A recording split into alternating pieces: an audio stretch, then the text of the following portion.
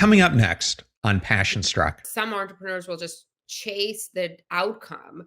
Oh, I just want to like exit at X million dollars or whatever, but there's no like alignment with value. That happens at the micro level in our daily lives as well. We start creating these goals that are like not necessarily connected to our value system. They're not really even connected to our lifestyle, but we're just like, okay, I have to do this. I need to do this. Other people are doing it. I'm going to look bad if I don't do it. I'm going to left behind if I don't do it. Welcome to Passion Struck. Hi, I'm your host, John R. Miles, and on the show, we decipher the secrets, tips, and guidance of the world's most inspiring people and turn their wisdom into practical advice for you and those around you. Our mission is to help you unlock the power of intentionality so that you can become the best version of yourself. If you're new to the show, I offer advice and answer listener questions on Fridays. We have long-form interviews the rest of the week with guests ranging from astronauts to authors, CEOs, creators, innovators, scientists, military leaders, visionaries, and athletes. Now, let's go out there and become Passion Struck.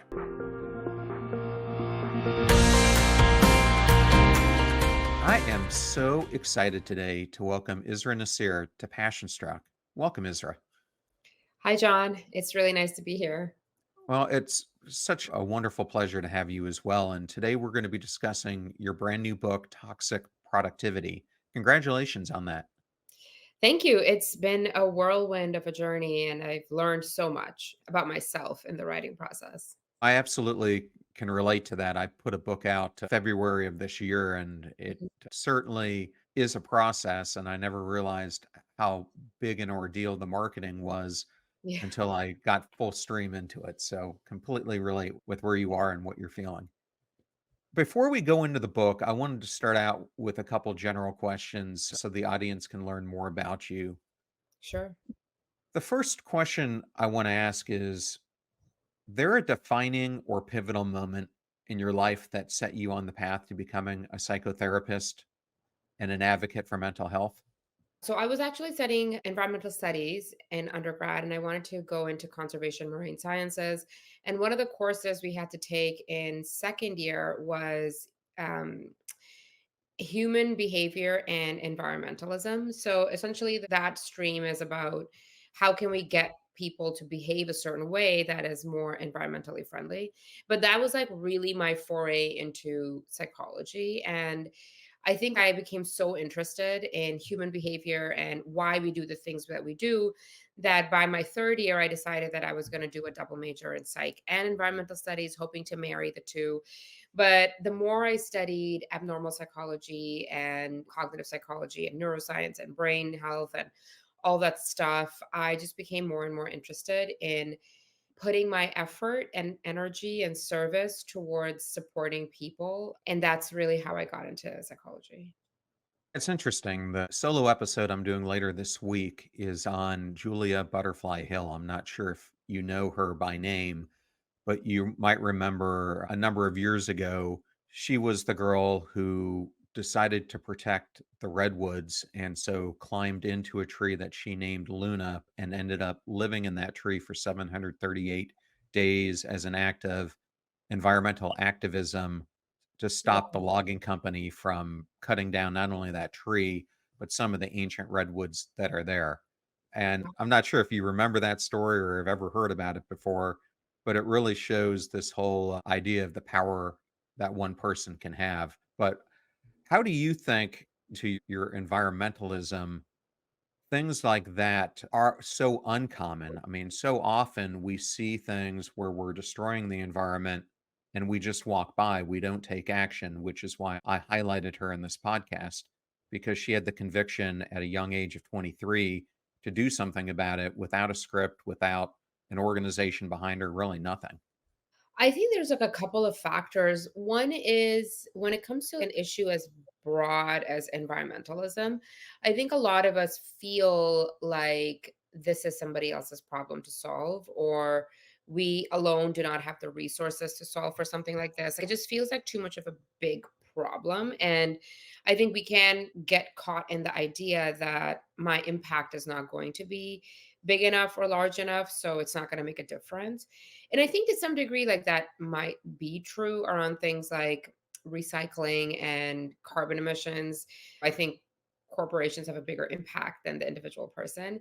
So that's one thing. I think another thing is we are not immediately impacted by the environmental impact. So it feels far away. There's a little bit of a cognitive dissonance. And I think that it can feel very overwhelming to try to live and do the things to stay alive while at the same time doing something bigger than you.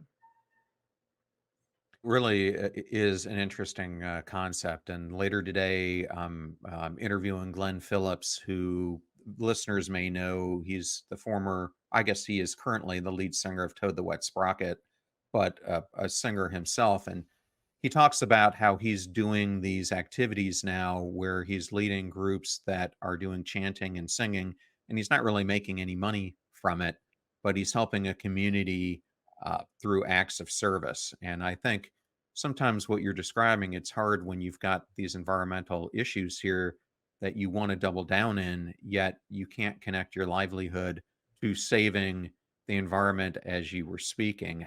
How do you think someone could possibly close that gap so that they're actually doing something that they love and something that they're passionate about helping? It doesn't have to be the environment, it could be any type of service that you want to provide. I think that one of the things that gets in the way of doing that is when we try to monetize our passions. Some things are meant to be non monetary. And so, what I would say to somebody who is feeling a little disconnected is try to see in your local neighborhood, like your local area, if there is a way that you can find some method of acts of service, because trying to change the world is a really big ask, but you can try to you can make a small change in your immediate surrounding. So I think it's okay to have livelihood that doesn't include your passion or a service, but try to build that into your life in some way so that you can still get that feeling. And research has shown that when we engage in acts of service, when we engage in volunteering or giving back in kind, not just monetarily, it has a very strong impact on our resilience, our hopefulness, optimism, and also physiologically, it helps release stress. Well, thank you for sharing that, Isra. And I wanted to go into a little bit of your background, especially your family background, before we go into the book, because I think in many ways, our belief systems and how we grow up directly influences things like toxic productivity. So, you have a background as a Pakistani Canadian immigrant. Mhm. How did your family's belief system work? Like, how did they view success? And how did the identities that they might have formed on you influence your early views on productivity and your own self worth?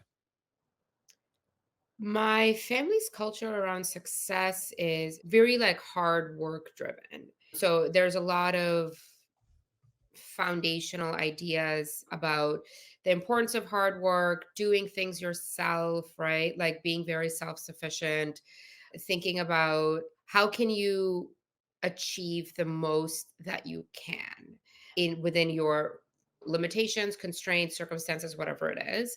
There was never a pressure on a specific career specifically or an industry to follow, but there was a lot of talk about doing the best, being like more than average. I think that was like a really big part of the way my family's culture operates.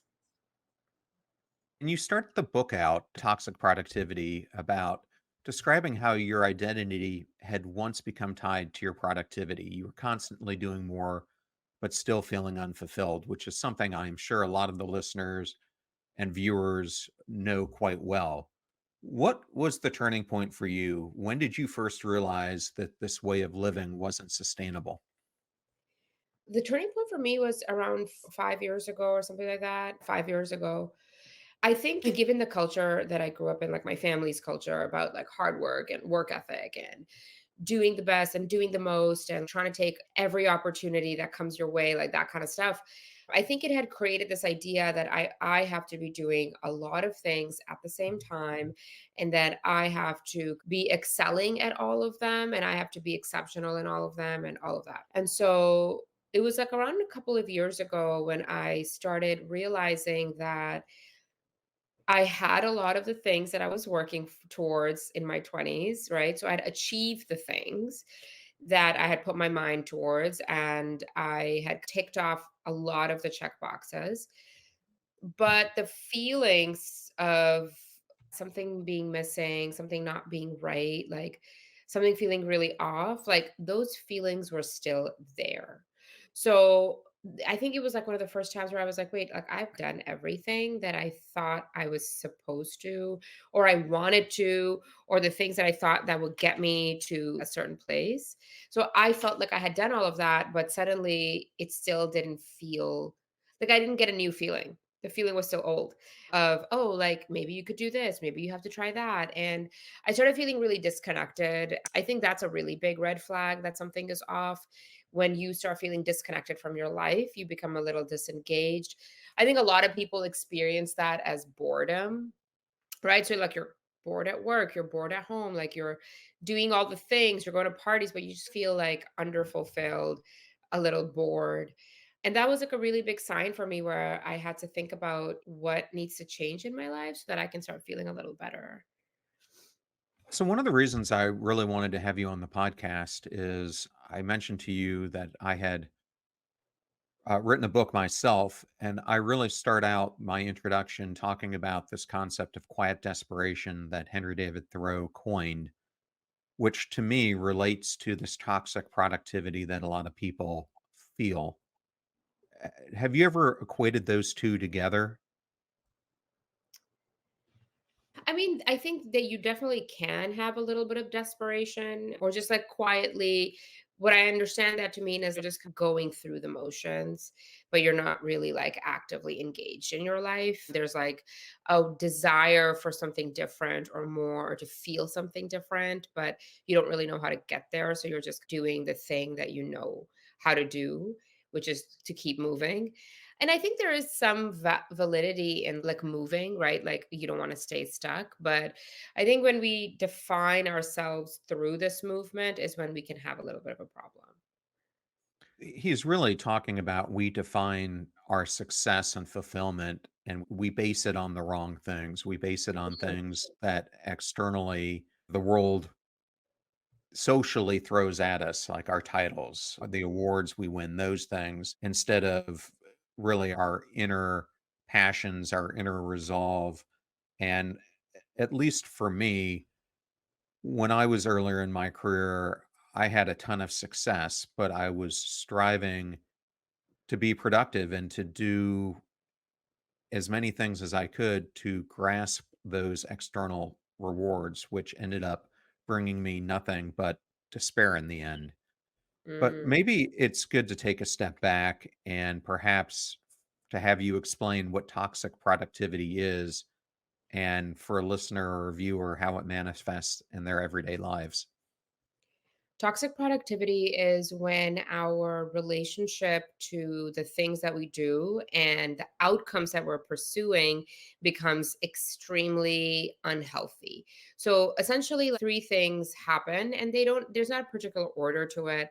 And you can have one without the other, but there are these like three hallmarks, if you will, which is you are singularly focused on outcomes that are somewhat arbitrary. Like you've inherited this checklist, or you think that you have to do something by a certain timeline. So there's this like outcome that you're singularly focused on. And when you get singularly focused on it, the other thing that happens is that everything else becomes secondary. So your wellness, your relationships, your financial health, your friendships, like all of these things become secondary. Your joy, doing things for fun, like all of that becomes secondary to this goal that you are pursuing. And you are like pursuing for the sake of pursuing. So you're like an autopilot. You're just doing, you set these goals, but you're not really thinking about why. And finally, the third thing is that how you feel about yourself and how you view yourself in relation to others becomes completely dependent on the outcomes. So whether you feel like a valued member of community, whether you feel like a valued member in your family, all of that becomes contingent on this outcome that you are pursuing. So more often than not, and maybe this is relevant to the despair thing that you were just mentioning, is that more often than not, we start feeling really bad about ourselves even though we are achieving. So that's what I was sharing in my story, is I was doing all the things, but I was feeling bad about myself. I was not feeling good. I did not feel like I was achieving. And one of the things that you talk about in the first chapter of your book is hyper optimization, the need to maximize every waking hour. Mhm. Why do you think society glorifies this hyper optimization, or we could call it busyness? And what are the deeper emotional or psychological forces that you think are driving this need to always do more? Hyper optimization, I think, is just one of the biggest, it's like one of the hardest things to conceptualize, because right now we can really optimize every minute of our day. We can biohack, right? And we can measure everything in our bodies and how much we're eating. And we can really measure, track everything. But I think this idea of social comparison as like with status markers has always been around. And social comparison is like an evolutionary mechanism, right? So it's supposed to keep you safe by making sure that you belong with the rest of your community so you're not standing out. And what's happened is our technology has changed so fast that our mind has not caught up to how fast and how much we are comparing ourselves. So hyperoptimization is really just a way to make sure that you are meeting this standard of optimizing your time, resources, energy, body, food, wellness, relationships, all of that stuff, and you have this yardstick that you're measuring yourself against. And so that, I think, is a really unhealthy way of trying to improve and engage in personal growth. And both for being hyper optimized and being extremely busy, right? Chronic busyness, both of those things signal to other people that you are very valued, that you have it together, that you are needed, that whatever skills you have are very valuable. And that's why you're so busy all the time. And you're able to manage a lot of things. And all of these things are status markers. They put us in competition with each other. And I think the force behind it is a feeling of belonging, a feeling of acceptance, and a feeling of being valued. And these three things are foundational human needs. Like, we need to feel accepted and have belonging and be valued. We've just found this very unhealthy way to get to that feeling now, which is through productivity. Well, I agree with you wholeheartedly. And a major focus that we're trying to put our attention to on this show is this whole concept of unmattering, of feeling that we don't hold significance, and what is causing so many people to feel this way. Because I think we see this show up as a lot of symptoms. People talk about the epidemics of loneliness, hopelessness, helplessness, people are bored, etc. But I think at the core, when you look at it, this feeling of unmattering ties into all those feelings that people are showing and that we hear about. What are your feelings about that?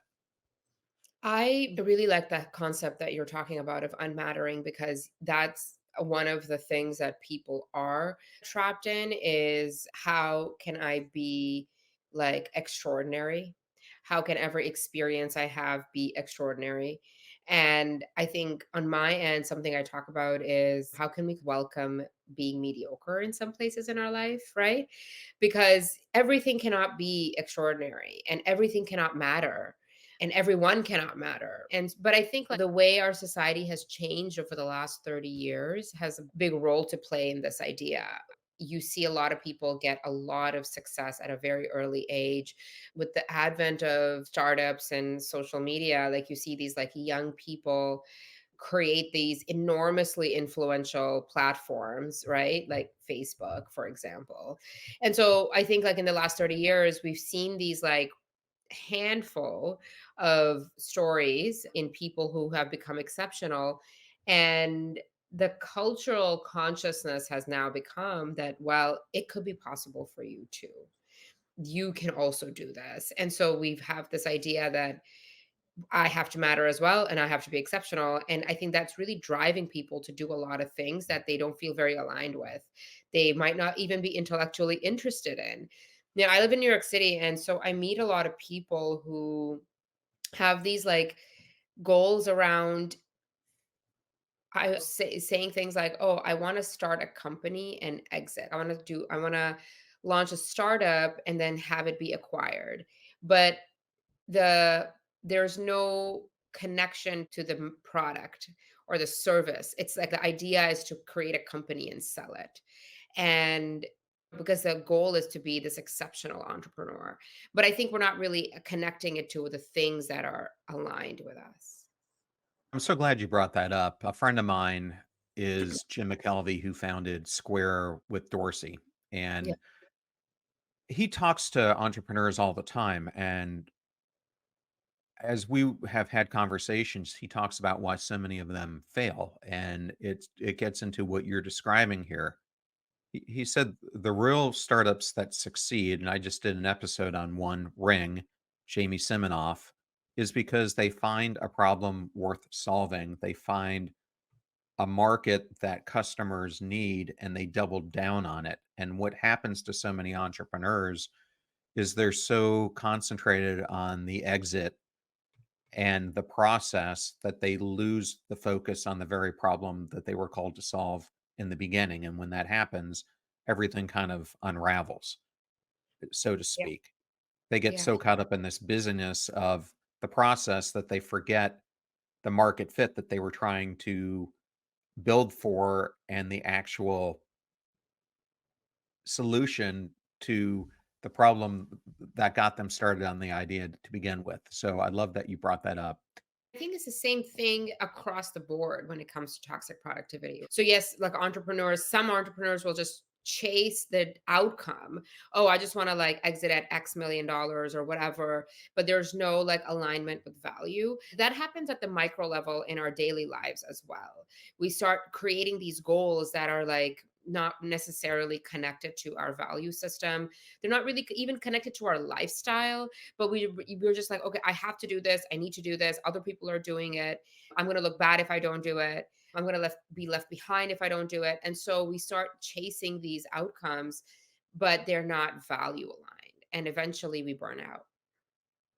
Yeah, and this is a great lead into your second chapter. How does toxic productivity show up in your life? And in this chapter, you go through some of what we've just been talking about, why we often prioritize doing over being, and how our values shape our drive.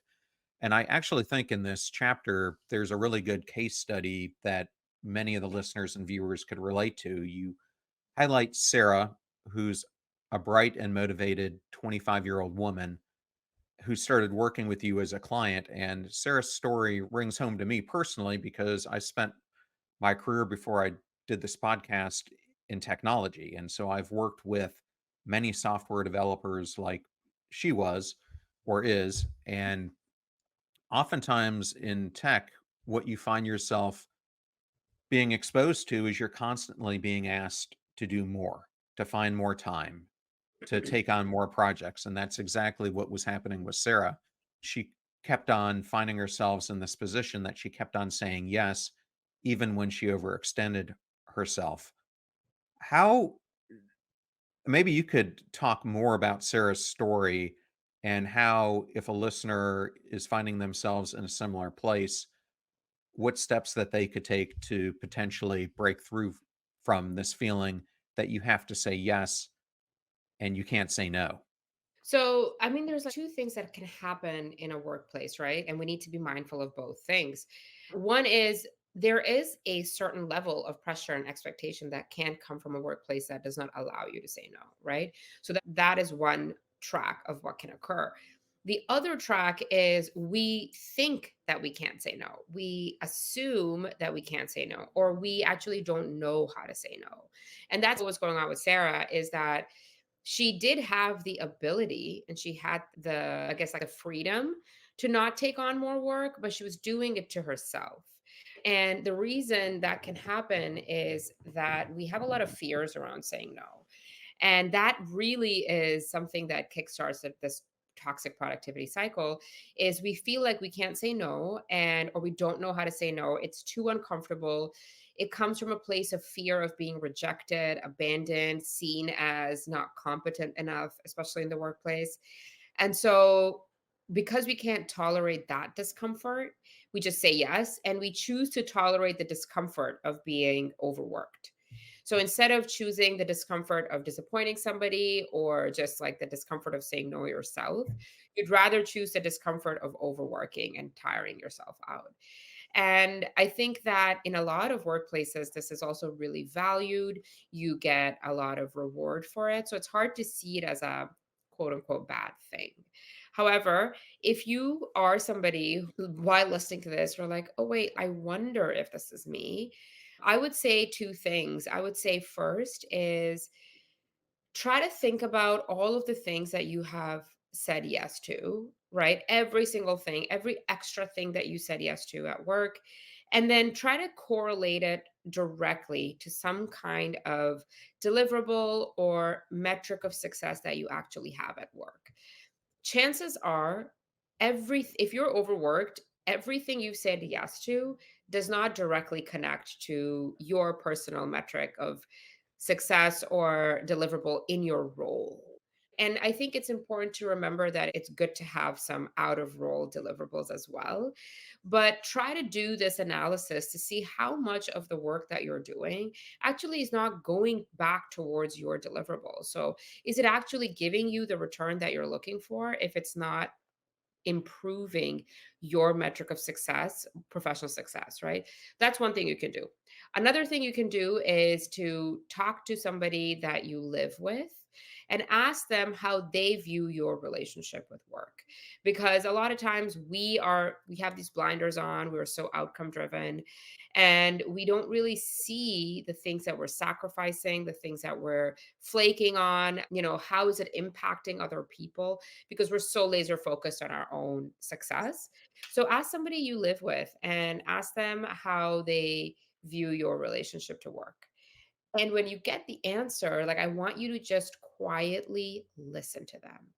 I don't want you to prepare a response. I don't want you to give them a yes, but this was happening, or but if I didn't, like some kind of justification. Just listen to them and see what comes up. I think that we can learn a lot from the people we live with. Thank you for sharing that. In this chapter, you also go over four myths. One is to be more productive, you need to wake up early, which Yes. Robin Sharma would definitely agree in the 5 a.m. club. Uh, Yeah. Myth, another one is working longer hours means getting more done. Another one that you write about is multitasking. And the one I wanted to go into the most is everything matters equally, Mm. because I think a lot of us find ourselves in this place where we don't know what to prioritize. And so we end up investing ourselves in everything. And you talk about Vilfredo Pareto, the Italian economist, and we've often heard the 80-20 rule, but I was hoping you could talk about it more as it relates to toxic productivity. So because we live in such an urgency culture, right? We have notifications pinging our phone 24 hours a day. We get like news notifications telling us that we need to read stuff all the time. Anywhere you go, people are like, "Oh, have you watched this show? Have you read this book? Hey, did you listen to this podcast?" So we're trapped in a lot of urgency culture. And urgency culture does not allow you to prioritize, because urgency culture is telling you everything is important. The new show that came out on Netflix is just as important as this podcast that came out, and it's just as important as this new self-help book, and it's just as important as the course that you have to take for work, and it's just as important as doing everything for your relationships. So we can't prioritize because that makes us feel very uncomfortable and scared, and it's very threatening to think that something is not important. And the Pareto principle is really that 80% of the outcomes of your life are driven by 20% of the input that you're putting in. So everything is not important. I think that's the thing I really want people to realize is every single thing is not important. And prioritizing your tasks, prioritizing your obligations, prioritizing the things you say yes to, all of that is really important so that you can actually really pour in to the things that are value aligned, that will give you a return that makes your life more meaningful. Because if you are putting energy into everything equally, everything is not putting itself back into you equally. An example I'll use is some people really define themselves by the role they play in their relationships. And this can really tap into the productivity mindset where you're like, I have to be the best friend, parent, partner, coworker, like all of those things, right? And but the truth is, like, every relationship is not going to give back to you in the same way. So, knowing who to invest the time and energy in and who to have better boundaries with is so important. And we can't do that if we don't prioritize things. And there are a lot of techniques we can use to prioritize. I personally use the Eisenhower matrix, which is like a little quadrant, and it tells you what's important, urgent, what can be delegated to somebody else, and what you can just take off your list. But there's a lot of other ways you can prioritize as well. It can be as simple as like an actual rank order to-do list. Yeah, I use that same quadrant as well. And sometimes I forget if it was Eisenhower or Stephen Covey who first coined it, but I think you're right that it was Eisenhower. So, what you were talking about also relates to how we view success or failure. And you write about these two aspects as being very binary. When we think about how we want to pursue the things that matter for us in our life, we often do so in this binary manner. How do you think that binary thinking manifests into this because I think it happens in our relationships, obviously in our careers, but in other areas. So binary thinking, it's like a cognitive thinking trap, right? It's like a way that we get stuck. And in I think in cognitive behavior therapy, it's called black and white thinking. Well, whatever phrase you want to use, binary thinking has no space for nuance. It's very clear. Things are either are one way or they are the other way, right? And very few things in life are that clear. But in the toxic productivity mindset, if we think about achievement as binary, right? So you might think if I didn't get the promotion, then I'm a failure, that I'm not a good worker, I am not good at my job. So the binary mindset is promotion or you suck at your job. But the truth is, you might not get the promotion. However, you might have displayed a lot of growth and leadership and making your coworkers feel comfortable.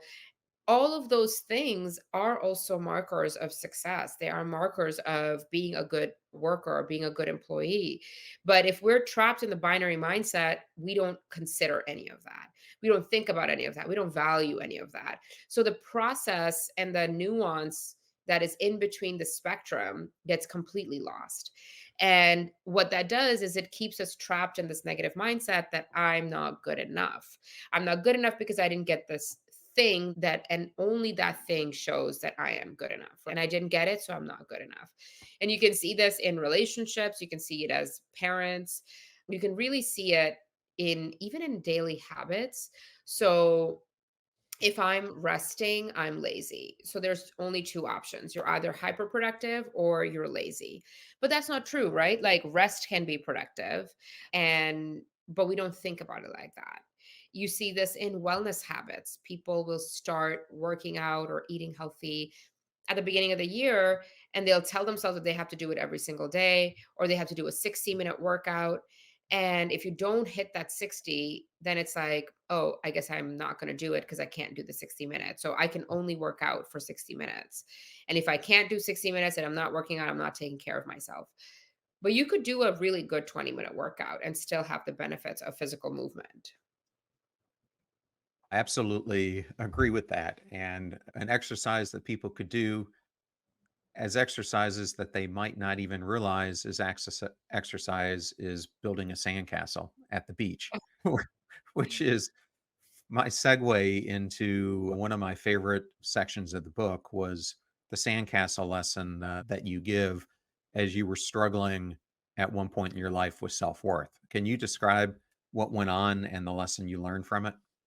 So my husband and I decided to take like an unplugged vacation. We both were just very stressed at work and stuff. So we were like, you know what?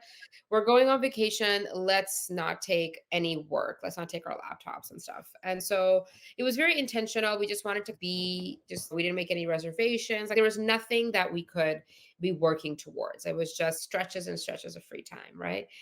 But when we got there, I couldn't turn my brain off. I really felt like I had to use this time because I was in this like really beautiful place. I had this all these ideas about what it means to be a writer and where people write their best work, right? All of these like imagined standards, these imagined expectations.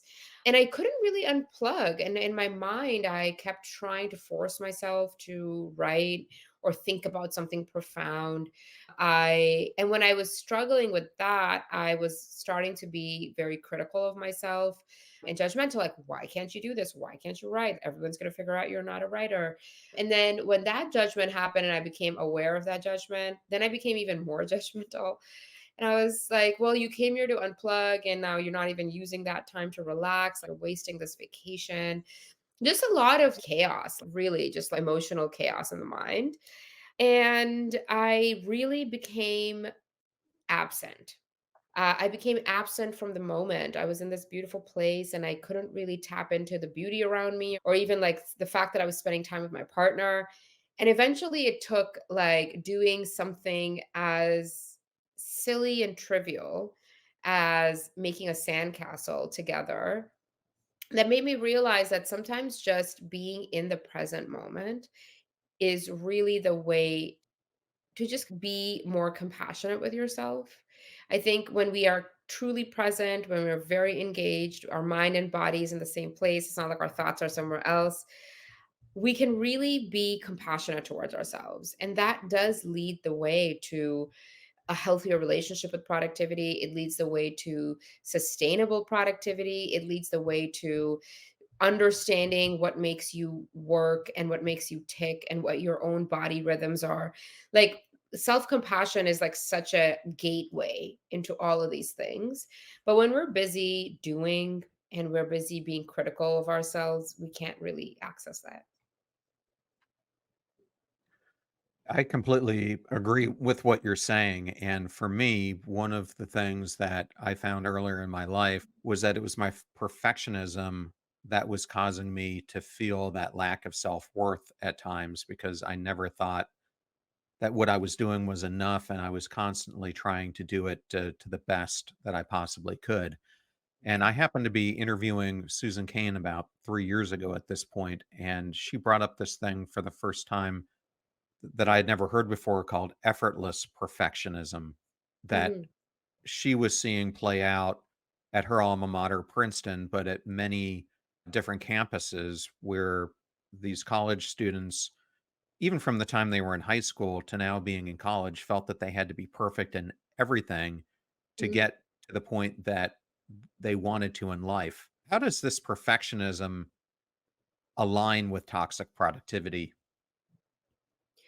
So I'm not familiar with the effortless perfectionism. Can you tell me what that means?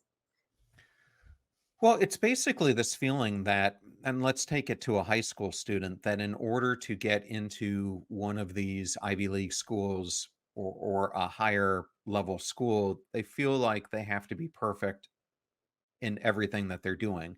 So it's not only do they have to get the perfect grades, they have to be perfect in the sports they're doing, the clubs they're doing, the volunteer work they're doing, and do it in a way that seems like it's effortless in how they're showing themselves to the world.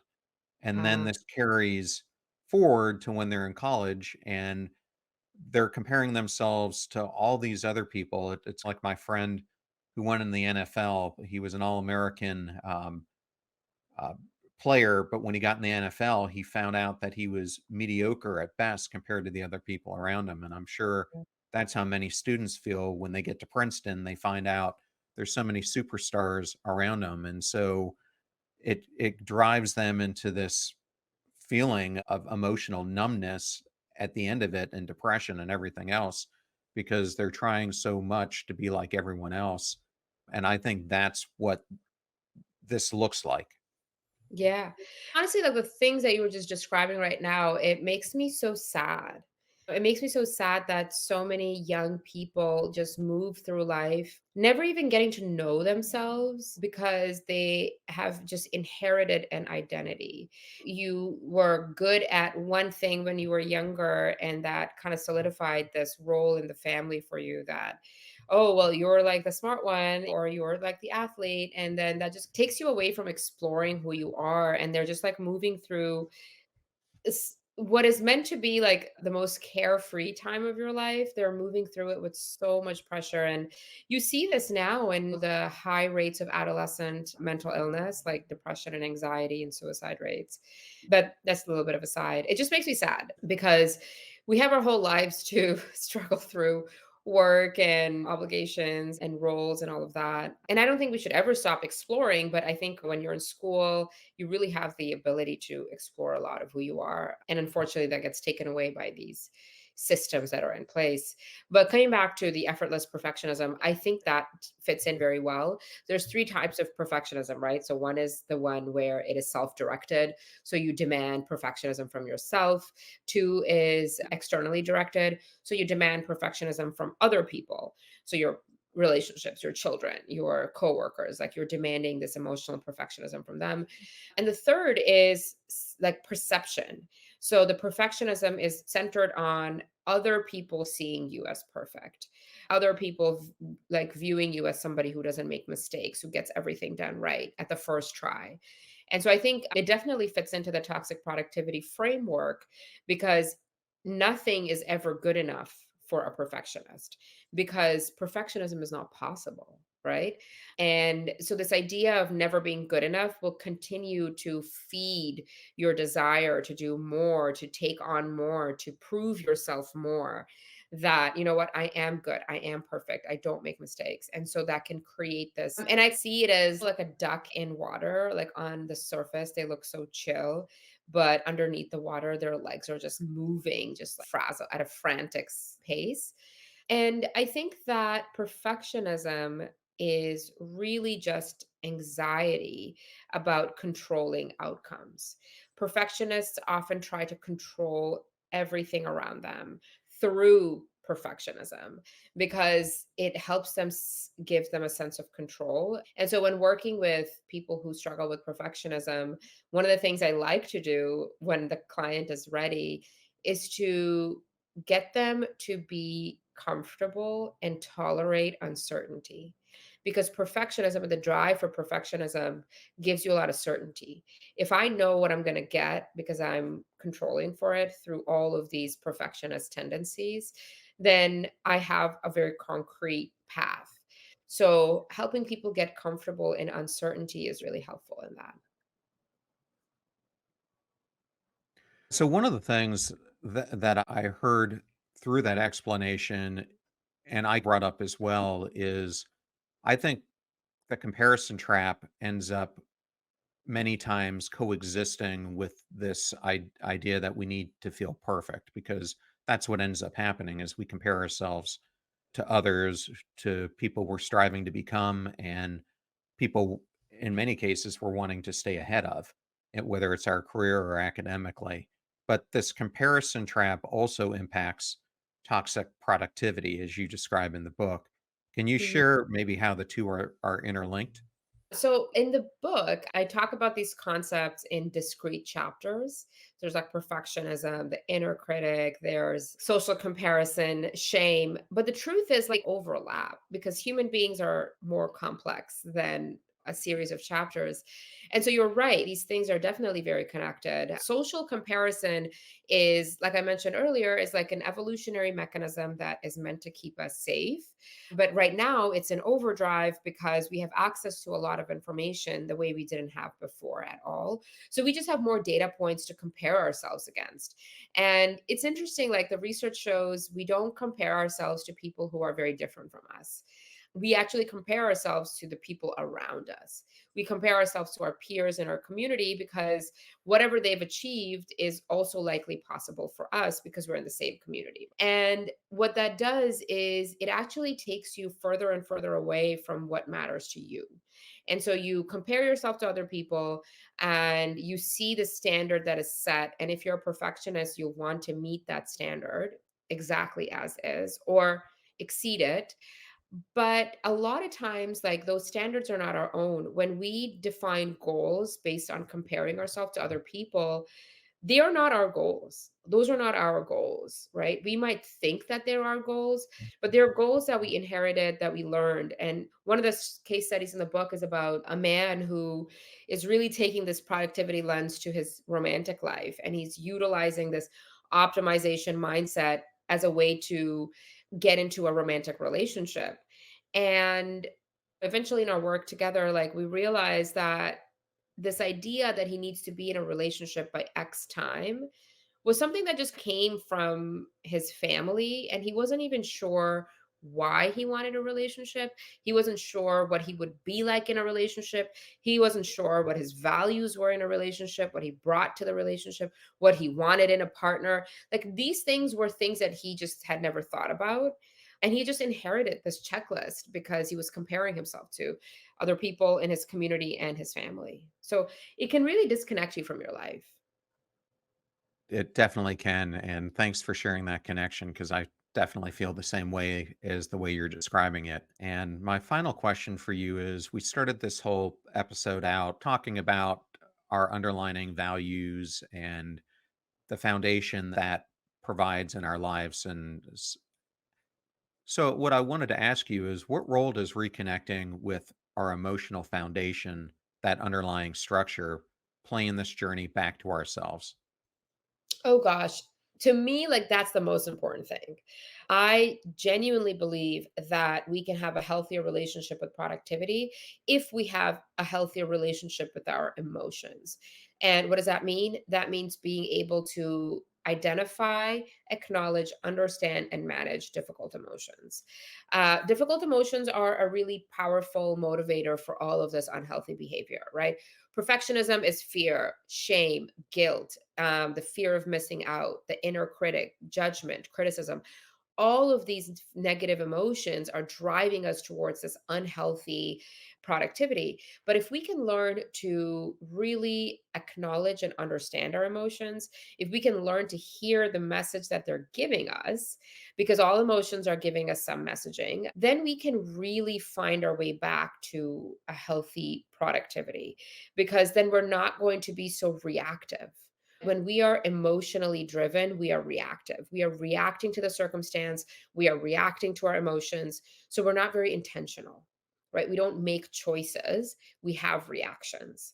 But if we can not be overwhelmed by our emotions, we can hear them, we can process them, we can talk ourselves through it, then we become proactive in our life. Then we make choices. Then we can be intentional. The things we engage in become decisions. So we tap out of this autopilot. And I think that does require emotional awareness. And so I hope that through this book and the work that I do, my other writings, my hope really is that this is a gateway for people to learn how to identify and manage difficult emotions. I think emotional awareness is the foundation cornerstone of our happiness and our well being. I love that we ended on that because this podcast is really about the importance of our intentions and how to create an intentional life. So, what a great way to end this segment. And if a listener wanted to learn more about you, where's the best place for them to go? My website is the hub of everything. So it's my full name, israhnasir.com. If you want to learn more about the book, just go to the book page on there. But there's a lot of resources. I do corporate speaking. I write on Substack. Like, you can find everything on my website. Well, Isra, thank you so much for joining us today. It was such a pleasure, and congratulations again on your book. Thanks so much. It was so nice chatting with you.